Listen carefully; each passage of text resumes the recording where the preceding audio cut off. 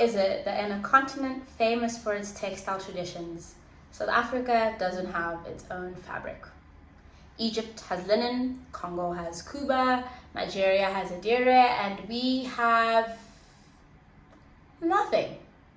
If the story of Africa is told through cloth, then this might be the one instance where South Africans have nothing to say. And before you go, Kinsani, my beautiful princess, have you ever heard of shweshwe, umbato, leopard print tank tops? Then that's actually my bad, because I should have specified that we don't have an indigenous fabric tradition, a textile practice that has existed since before colonization and is still widely recognized today. We're a nation of many great crafts: beadwork, pottery, wood carving, basket weaving, but the absence of a signature homegrown textile is startling, because it feeds into the unfortunate idea that until 1652 we were all just naked, something that we know just isn't factually, contractually true. So, what did our ancestors wear? Why did they stop wearing it? And how did we come to be a country defined, or perhaps even colonized, by cotton? Part 1. The Naked Bushman. South Africa is home to the cradle of humankind, if everyone's to be believed, and the origin of humanity. And as a species, one of the first technologies we developed was clothing, which provided the necessary protection to encounter the elements and terrains as we spread out into the rest of the world. We are the only creatures on the planet who do this, who clothe ourselves. Well, except for my cat.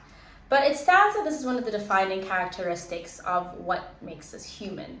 And when you remove this technology from an entire group of people to say something like all the San were naked, it does kind of feel like an act of dehumanization. It's exactly how early colonialists distinguished themselves from us, what made them civilized and us savages. And more than just a practical technology, dress is also a language through which we express our beliefs, history, and social structures. And with that absence of knowledge, we miss out on a better understanding of the people before us. In her book, Dress as Social Relations, an interpretation of Bushman dress, Viveka Marie Fistad explains how the inability of European settlers to recognize loincloths, jewelry, scarification, and fragrance as valid aspects of dress is a leading factor in the lack of documentation or formal information of dress practices of groups like the San, who have very complex conventions around adorning their body, revealing their attitudes towards spirituality, class, gender, and environmental stewardship. In fact, it's a lot of these ancient ideas around environmental stewardship that are often repackaged to us in the modern day by Western environmentalists, and all of these sort of sustainability conversations in particular that we have around fast fashion and this desire to return to indigenous knowledge. But all of this is to say that the Bushman was never naked. The majority of what made up San clothing was animal skin. Leather and animal hides are, of course, a natural byproduct of hunting. And for our ancestors who saw themselves as part of the natural world as opposed to above it, nothing could be left to waste. Animals not only offered their flesh for meat, but skin for clothing, shells for storage and jewelry, bones for tools, and collagen for glue. Though I really wish I could have been there the day someone looked at an eland and was like, you know what, I think I'd like to wear my dinner. That meal was just too good. Of course, this is pretty much the same for all civilizations, and it's this engineering of new technologies from the natural environment which eventually led to the invention of textiles. Quite possibly one of our greatest feats as a group that have enabled the birth of all other industries and innovations. So now is a good time for a very quick textile lecture. I want to clarify what I mean by textiles or fabric versus animal skin and animal hide. So by most standards, what makes a textile is that it's composed of yarn or thread that is either woven, knitted, felted, or glued together. And these yarns can either be made of natural or synthetic fibers. And within natural fibers, there are two camps: cellulose and protein. Cellulose fibers are derived from plants like leaves, bark, and wood. These are the foundations of materials like cotton, linen, and bark cloth. Protein fibers are derived from animals like silkworms, sheep, goats, and from there we get fabrics like silk, cashmere, wool. And now textiles derived from protein fibers are not the same as skins, even though they technically have the same source. The main distinction is that skins are not made in the sense that fabric is, and that like once a hide is removed from the body, it's already like a piece of cloth, which you then will like treat through washing, tanning, and stretching, but you're not really like building it up the way you do with fabric. There's a lot more in between steps when it comes to transforming a natural fiber into a cloth. And some examples of like animal skin, animal hide materials would be, of course, like cow leather, sheepskin, which you would see in like Uggs, or my favorite, monkey tails. And this distinction is important because it brings us to one of the first instances of South African textile production that I've been able to find. So I kind of lied. There is a little bit of an indigenous textile tradition. A while ago, I made a video about how unique Tsonga beading was and is within our country's beadwork traditions. Even though there are very many distinct approaches to color, composition, and material across South African groups, everything from Ndebele to San to Tswana beading shares a lot of foundational similarities that are quite removed from what you see in Tsonga craft. And this is for two reasons. The first being that Tsonga beadwork is pictorial as opposed to geometric and abstract. Like if you look at Zulu beadwork or Xhosa beadwork, you see a lot of like shapes, and Tsonga beadwork, you'll see things like flowers and human figures.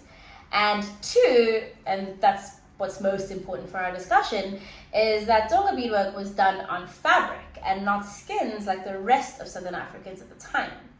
So technically it's not true that cotton only arrived in South Africa through colonization. Actually, as far back as the 15th century, meaning even before the arrival of the Portuguese, Southeast Africa had a very thriving hand-woven cotton industry utilized by Tsonga, Pedi, Venda, and Shona-speaking peoples.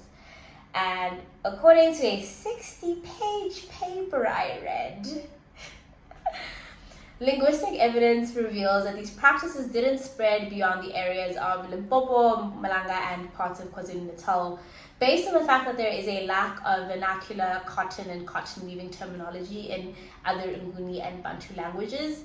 I think the simplest reason for this is location. The areas between the Vaal and Limpopo rivers provide ideal conditions for a xerophyte plant like cotton, which performs well in dry environments with limited amounts of water. And also these groups lived in a place where they had greater access to the trade networks and long-established industries of East Africa, where records of cotton go back to the Kingdom of Kush in 5000 BCE. That's probably one of the earliest instances found of like cotton farming and cultivation in the world. So this might be the point where you go, well, Kinsani, gorgeous girl with amazing hair and boobs, there's your indigenous textile that still exists today. And unfortunately, I'm about to yak your yum. Part 2. Cotton is king. So in the 1700s, India had emerged as this global force in the world of textiles, eventually being the preferred choice and provider for cotton, especially across Europe, America, and Africa. Indian cotton specifically was so popular in West Africa that early multinationals like the Dutch and British East India companies began trading Indian cloth to West Africa, sort of acting as a middleman between Indian traders or producers and African customers. And eventually they went on to produce imitations of Indian prints and patterns to sell to this West African market that was so hungry for these Indian textiles. But that's a little bit ahead of where we are now. Cotton also came here during both Dutch and British occupation, with settler-led farming in KZN, the Western Cape, and Limpopo. But it appears that until the mid-20th century, the majority of this wasn't used for clothing. From what I've seen, what was produced was either of too low quality to be used for clothing, or it was kind of the heavier, rougher sort used for military and industrial uses. I think I found like one source stating that it was actually used for the manufacturing of explosives. And instead, what was worn on the body primarily came from these Euro-American manufacturers, which is how we got things like Shweshwe and Umbato. And what's funny is that even with its own pre-colonial cotton history, what's recognized as Tsonga fabric today is quite removed from the aesthetic language of Tsonga beading and embroidery, and rather reveals an aesthetic that's shared with Native Americans, Eastern Europeans, and Southeast Asian people, which reveals that what is Tsonga fabric now isn't what was being produced pre-colonial times. So what's happened to this region's cotton industry that it's now reliant on what is an imported material, not even of its own making? And as always, we have capitalism to thank. Unfortunately, Southeast African producers eventually couldn't compete with the scale and sophistication of European production, which through slavery, predatory business practices, and the invention of the cotton gin were able to outpace the rest of the world. Before the 18th century, cotton farming was incredibly time-consuming and expensive, particularly compared to other preferred and established fibers like linen, silk, and wool, which also at the time were much stronger fibers before the advancement of cotton technology. At the same time, Marie Antoinette, Dauphine of France, debuted a very scandalous portrait in 783 in which she wore a cotton dress resembling the underwear of the period. Think of this as the equivalent of Kate Middleton in 2009 doing Playboy. It was a huge scandal. But it ended up popularizing cotton garments in Europe for the first time ever in Western fashion industry. And all of these factors came together to contribute to the growth of chattel slavery in the United States. So faced with the combined power of Asian colonies, American slavery, this new technology, and the literal Queen of France, like the world's first fashion influencer, there was just no way for the Southeast African cotton industry to continue. And I'll have to look into this one day, but like how West African cotton managed to survive this rapid onslaught of colonialism and globalization and capitalism. But I imagine it might be because those industries are a lot bigger and older and more established. But anyways, cotton isn't the only place where we see the adoption of European textiles or imported textiles. There's also the case of Basotho blankets, which were originally made from cotton skin before the wool version was adopted by King Moshoeshoe I in the late 19th century. Sorry, I am editing. I realized I said cotton skin. What I meant was Basotho blankets were first animal skins. This brings us to something I find eternally fascinating to think about, which is why did people transition from animal skin to fabric anyway?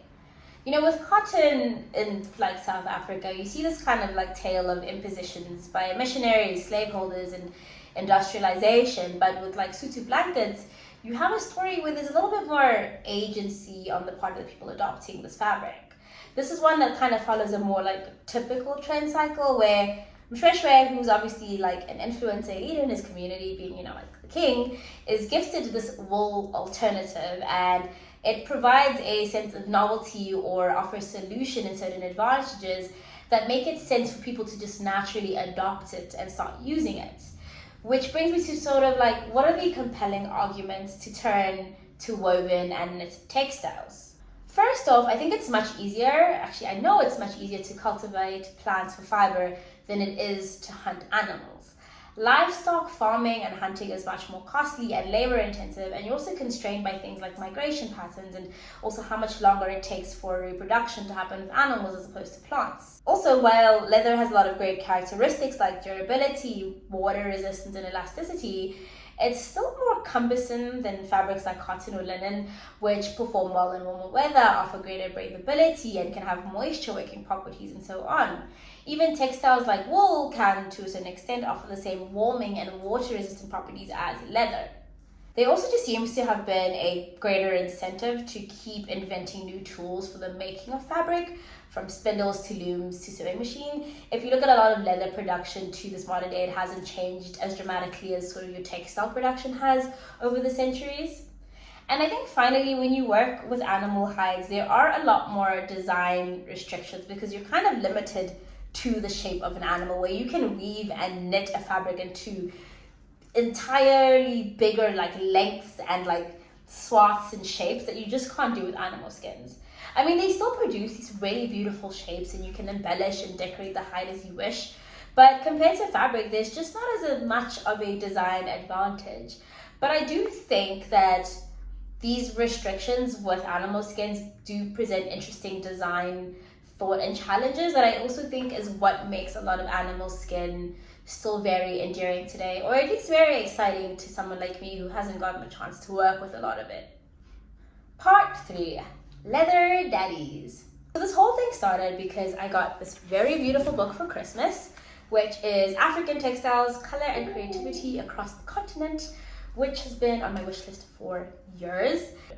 So it details handcrafted and indigenous textiles across the continent, and you cannot imagine my absolute disappointment after poring over the pages and pages of dyeing, stitching, and weaving across Nigeria, Guinea, Congo, Egypt, Morocco, to come to the Southern African section and discover it's less than 14 pages. And for reference, there are like 85 pages on West Africa, 45 on North Africa, and then 27 on Central Africa, I think. Though I guess it's maybe some consolation that East Africa has like maybe 4 pages longer than us, and it kind of just hits the score of why I'm talking about any of this to begin with, which is that there are so many gaps in the knowledge. But I have already known that for some time now. It's kind of why I do the stuff I do. The other thing that I found in this book that got me thinking and writing over 5 pages now was the inclusion of these images of Shembe church members in leopard skins. Now, I don't know a whole bunch about the Nazareth Baptist Church, except for them being one of the biggest African initiation church after ZTC, which is the one my family used to attend, that they combine Zulu spirituality with Christian theology. And in recent years, there's been a very big push by environmentalists to prevent the use of real leopard skin for their ceremonial dress. And there's a conversation I'd like to have about ethics around animal skin and the Western adoption of animal prints and how capitalism has curbed indigenous practices. But for now, I bring up the Shembe Church specifically, not only because it inspired this whole conversation, but it also brings us to the uses for animal skins outside of just like functionality and, environmental factors, like it existing in the natural world. So, Dress as Social Relations describes the initiation process for young sandmen in which, before embarking on their first hunt, a piece of flesh from the animal they're about to pursue is inserted into like a little cut on their body so that they're better able to essentially become one with their prey. And hunting is not only important for these young men to be able to show the ability that they can provide food for their future wives and children in the community, but it also demonstrates their ability to clothe that family, which in the San culture is primarily a male responsibility.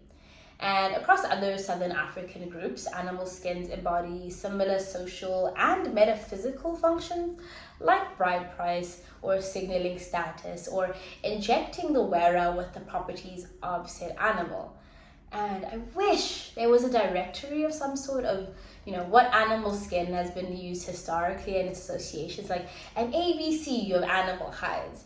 I've, found these pocket instances of monkey tails, crocodile skin, baboon fur, goats, giraffes, zebra, lions, leopards, oh my! And there are mentions here and there about this animal representing wisdom or strength or transformation and so on. But I imagine there are a lot more specific nuances from not just ethnic group to ethnic group, but probably even on a more granular level, like chiefdom to chiefdom. And that's something I feel like we've lost out on with the modernization of textiles. Look, I am just as much a bleeding heart, tree-hugging liberal as the next solo polyamorous hijabi amputee DJ. But I think it's sad. I think it's really sad that as a result of like capitalist, neo-colonialist approaches to hunting and industry, one that's led to the near extinction of leopards or the animal cruelty rampant in the fur industry, that now indigenous people must solve by changing their practices, even though their original attitudes and systems already had the ethical and conscious solutions that we're looking for, the kind that is being parroted to us as innovative, new, sustainable thought leadership by well-intentioned Westerners. Like, do not cite the deep magic to them, which they were there when it was written. I think it's time for a Narnia rewatch. Part 4. Who cares? So a lot of the books and sources I mentioned, like this one in particular, have this sticky thing in common, and that they're most often penned by white authors. And that in itself isn't necessarily a good or a bad thing. For the most part, it actually seems like the research is very thorough and full of passion and care, but it's never really ever going to be complete. without contributions and authorship and ownership by the people and the cultures being described themselves. And I think, we begin at this disadvantage with a deep lack of easily accessible knowledge, because I guess I'd be remiss to say that it's not like the knowledge isn't there, but I think it's quite hard to find in sort of the institutions that I'm used to, like museums and academia. And because, European settlers couldn't and wouldn't recognize our cultural production outside of how it served their bottom lines, we don't find these things in those spaces. And then what actually is history and record and in the archive through like oral tradition and material culture gets lost to time through decay or human mortality. And then now we sit in a Xerox of a Xerox, a simulacrum, where some of our biggest cultural identifiers aren't technically our own. And this isn't to say that there isn't any validity or value in how we've all adopted, assimilated, and appropriated these things. But as we're moving into this brave new world, one where we're starting to see real acknowledgement and appreciation for Africa, particularly in the world of the arts, I think it's very important to have a very firm grasp on the past as we look to the future.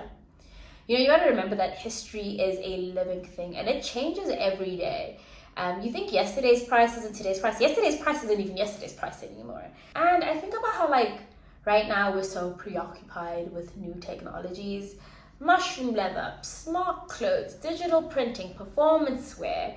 Yet we're still to come up with better shoe science than the human foot, I think there are so many cases where we're probably doing a lot of over-engineering and this sort of race to progress and progress for the sake of progress, development for the sake of development, when it might be a better application of our increasingly limited time to slow down and look back. And none of this has been meant to be a completely comprehensive explanation of how we've kind of lost indigenous textiles in South Africa, because that's also not true. That's just clickbait to get you to watch the video. We haven't really lost everything. It's just, not so easy to find. And I think about even how outside of animal skins, I look at basket weaving traditions, and I think about these museum examples I've seen, and these anecdotes I've heard about skirts being made out of reeds and grass, which I'm sure are still very much practiced. And I know it goes deeper than just cotton and leather. And what I'm hoping for with these little questions and investigations is not only to connect with people who might know a lot more than me, and I'm sure there are so many, and I especially think that a lot of those people who do know more than me are people around you in your community, your grandmothers, your aunts, your neighbors, you know what I mean? And perhaps for some of you watching, you might not even realize what valuable information and what prized knowledge this is, because it is so freely available to you and it's something you get to take for granted. But I always hope to open up a space where you can come in and bring that, and also I think acknowledge and also just better show gratitude to all of the innovations and successes and gifts that we've gotten from our ancestors, and realize what a privilege it is to have the cultures we do and the languages we do and the stuff around us. And I hope that also, again, this can also help us better understand a path forward, especially when it comes to things like sustainability and the amount of time we're running out of, and also just looking into I think deeper ideas in African philosophy that are so deeply tied to our crafts and our arts, that I think provide really welcome solutions to, I think, a lot of the crises around fascism and growing division in society and how we interact with each other and the environment. Yes, so thank you so much for watching. As always, you can find all my sources in the description below. I know some people like to believe I like to just make things up to make things up, but I don't. And if you'd like access to my summaries and notes on everything, you can find that on the $1 and up tiers of my Patreon. If you have enjoyed this video today, and actually even if you haven't, you can always pay it forward by liking and commenting and sharing this video. If you're willing and able, subscribing to my Patreon or making a one-time donation to my Buy Me a Coffee is always greatly appreciated and helps me doing some of the stuff I do here, paying for paywalls and books and my podcast editor and things like that. And otherwise, you can always find me elsewhere on the internet, either through my Substack, which is called Hanger Management. I have a podcast called Clothes Minded, though please don't ask me about when the next episode is coming. I am struggling through this treasury research. Actually, if anyone watching would love to chat to me about their interactions with Shresher, their understanding of Shresher, like please feel free to email me. It's in the description. And then you can find me on Instagram and TikTok where I am at OKBaddyCam.